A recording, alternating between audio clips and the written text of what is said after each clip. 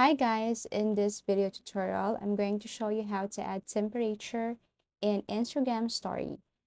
Okay, so first you have to make sure that you are using the latest version of your Instagram application.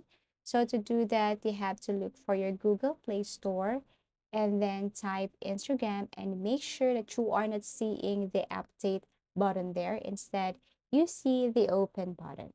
This is to make sure that you will be using the latest version or the latest feature of Instagram. So once you're done with this, you just have to click open and it will take you directly to your Instagram application.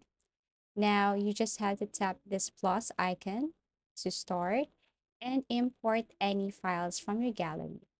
Now search for the temperature icon or image here. But if you can't see the temperatures feature or icon or image, all you have to do is to go to the search bar and type temperature. Then you can see options here on what you're going to click. Okay, select this one. Okay, now you can drag this to anywhere here. I mean, you can adjust the position. And then that's it. That's how easy it is to add temperature in Instagram story.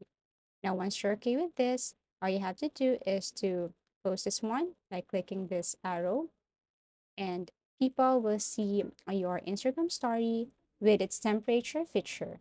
Thank you for watching and see you again in our next videos.